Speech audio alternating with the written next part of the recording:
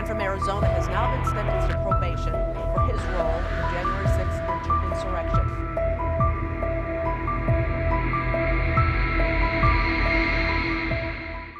Hello everyone, LP here, and it looks like people were looking for me. I haven't made a video like this in a while, so I figured I'd throw it out there. I normally do the live stream, but a little burnout from that, so I'm going to do the simpler version of it. So what we're going to do is we're going to throw LP's threat board up there, tier 1, tier 2, tier 3, and we're going to talk about it briefly, and then we're going to hit the news real quick. So obviously the threat board has changed, as you can see. Tier 1 Civil War, guys. Everything that we're doing right now is moving towards the problems here in the United States and how they are building towards the nation itself falling apart and how our leaders are doing it. All of the news in this video support all of that, and we're going to cover that. Tier 2, war in the Middle East, we know about that. Terrorist attack, that could come from the border. Economic crash has moved from tier 3 into tier 2. It's a problem. It's a problem. So let's go ahead and cover what we know today. Overnight, $96 billion foreign aid package. Quote, I applaud the senators who advanced our bipartisan supplemental agreement, and I urge this House to act quickly. The bill allows us to stand for Ukraine's freedom, help Israel protect its people, and provide assistance for Palestinian civilians. We can't afford to wait. After months of negotiations and political infighting, the lawmakers approved the measures in a 70-29 vote that comfortably exceeded the chamber's 60 vote threshold for passage and sent the legislation on to the House, where it will be dead on arrival. 22 Republicans joined most Democrats to support the bill. List of Republicans who screwed everybody over in the description. Guys, this is very, very serious, and here's why. All they did was they failed to pass bill last week that had all of this war funding in it, and so they just took all of that and they made this new bill. Now, good news. The good news is that by law, constitutionally, the Senate cannot pass any type of spending bill whatsoever. So it's got to be sent to the House to be amended, ratified, so on and so forth, and been sent back to the Senate for them to vote on it all over again, which could completely change, and then go on to the president. So they kind of screwed with themselves with this, but the reality is that it is actually dead on arrival in the House. The Speaker of the House has said it's DOA, and there's nothing they can do about it. All they did was take all the money that they stole, that they tried to hide in the border bill that the House couldn't seem to pass for some reason, and said, yeah, well, let's just go ahead and spend that money anyway. They can't control where it's going. We all know it's going to Gaza Strip. They can't clearly define where the money is going or track it properly when we talk about, either Palestine or Ukraine. So it's dead. It's dead. But the fact that 29 Republicans voted to make this codified in law. And here's the funny thing, guys. It actually doesn't just say 2024 on it. The bill says 2024, but there's actually spending lines in the bill that says it goes out to 25, 26, 2026. And here's the real magic. Here's the real magic. It's a political trap.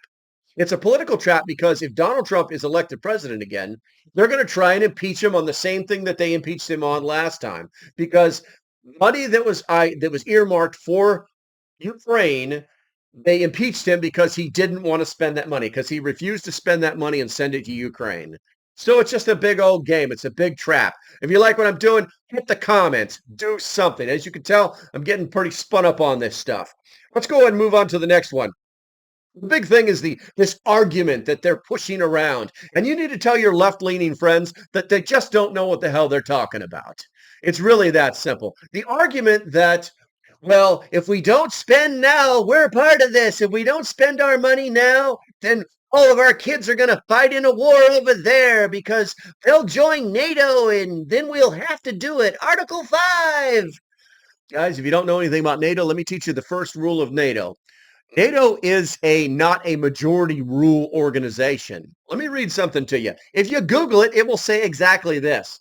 All decisions in NATO are taken by consensus, which means that a decision can only be taken if every single ally accepts it. So if we go to war because they were allowed into NATO, we saw this was coming, our politicians would actually be putting our own kids in danger. Gotta love it. Freaking politicians. Next thing in the news that just makes everybody want to go crazy is Biden doesn't need a mental evaluation. Quote, President Joe Biden annual doctor's physician is coming up soon, but it won't include a cognitive test for the 81-year-old mentally deficient human being. Quote, the mental acuity exam isn't necessary, as determined by Biden's physician, Dr. Kevin O'Connor. Well, Kevin O'Connor is actually a very reputable medical practitioner, but you know what? It's kind of like saying, this is that same argument, like, you don't need to see my taxes. Well, we do need to see if your mental cognition is apropos, because we all know that it's not. Democrats question whether Biden should agree to debate Trump, which is where this is truly leading. He wants to go hide in his basement again and not be seen or heard of, because if he gets on the floor with Trump, Trump will absolutely crush him in a debate. Democrat lawmakers are leery about the prospect of President Biden debating former President Trump, fearing that putting the two on stage together would only elevate the likely GOP nominee. So they're scared that if he goes toe-to-toe with Trump, he'll look like a dipstick. Trump has skipped every Republican presidential primary debate thus far, but says he's eager to debate Biden. That's the argument that they'll use. Well, he didn't go to any of the debates, so now Joe doesn't have to go to any of the debates. That's the argument they're going to use, and that is going to piss off the public to no end. It's like they don't understand. They don't see what's actually happening with the populace, with the voting base. It's like they don't understand what's actually happening with 82% of the voters in America. And if they want to ignore it, that's on them. But you know what? They're going to make a decision. It's going to be bad. And it's going to be bad. And it's going to be bad. Now, I said that 3 times to go to what we talked about before. If you saw the threat board, Tier 1, Civil War. Guys, the writing is on the wall for this. They're trying to tiptoe around all of these different little things. Do I want civil war to happen? Absolutely no.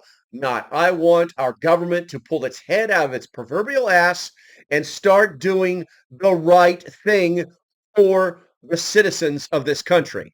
That's what I want to start seeing. From the National Parks website, .gov.